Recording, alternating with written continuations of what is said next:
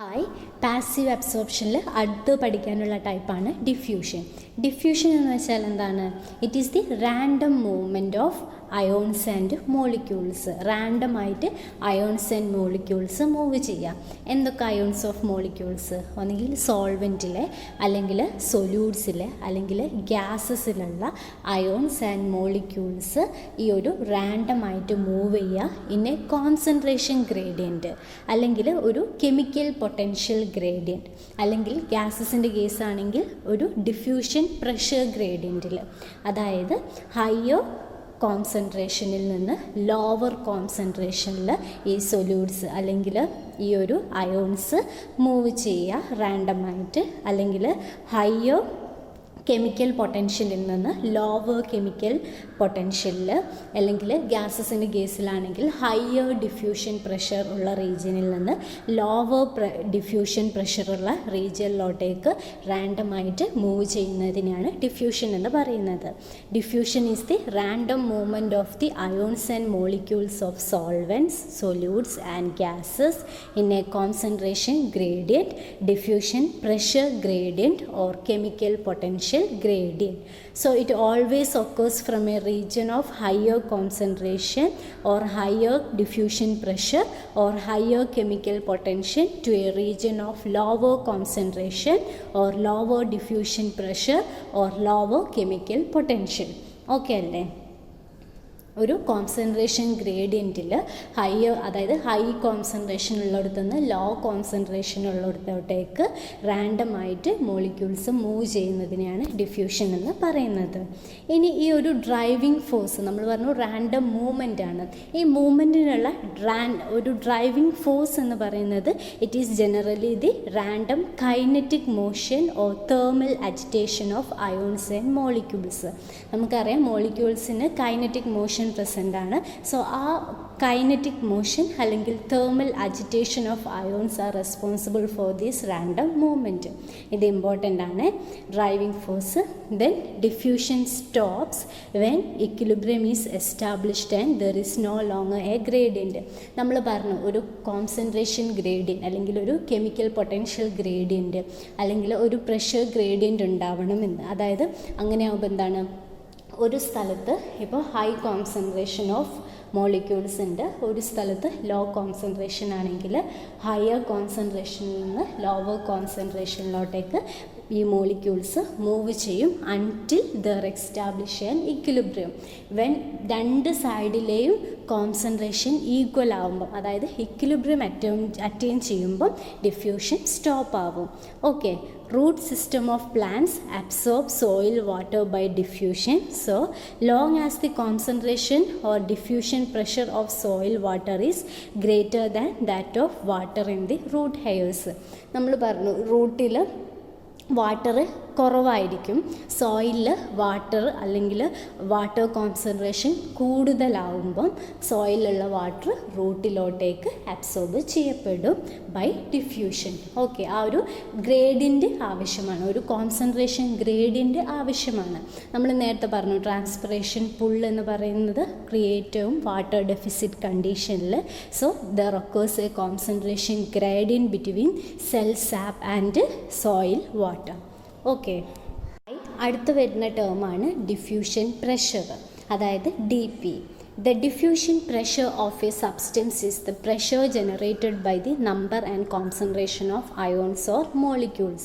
അതായത് നമ്മൾ പറഞ്ഞു ഡിഫ്യൂഷൻ എന്ന് പറയുന്നത് റാൻഡമായിട്ട് അയോൺസ് ഓർ മോളിക്യൂൾ ഹയർ കോൺസെൻട്രേഷനിൽ ലോവർ കോൺസെൻട്രേഷനിലോട്ടേക്ക് മൂവ് ചെയ്യുന്നതിനെയാണ്. ആ ടൈമിൽ ക്രിയേറ്റ് ചെയ്യുന്ന ആ ഒരു പ്രഷറിനെയാണ് ഡിഫ്യൂഷൻ പ്രഷർ എന്ന് പറയുന്നത്.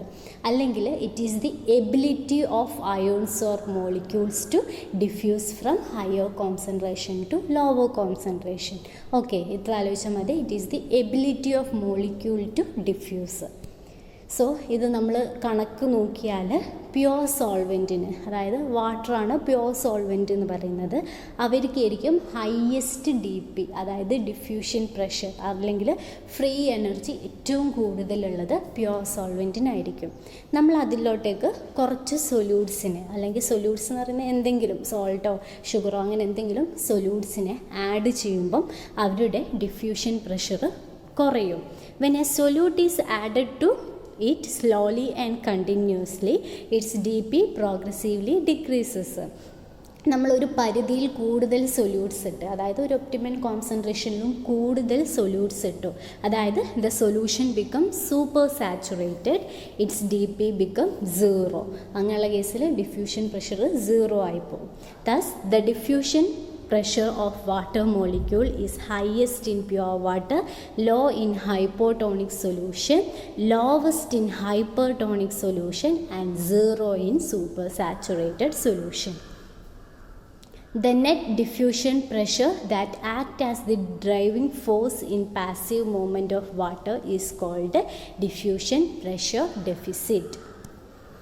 ഇനി significance of diffusion in plants ആണ് പറയുന്നത്. Diffusion is essential for the exchange of CO and oxygen, carbon dioxide and oxygen during photosynthesis and respiration. Diffusion is important in transpiration. Ions are absorbed by simple diffusion during passive salt uptake. Diffusion is an effective means of transport of substance, and it helps the translocation of food materials over a very short distance.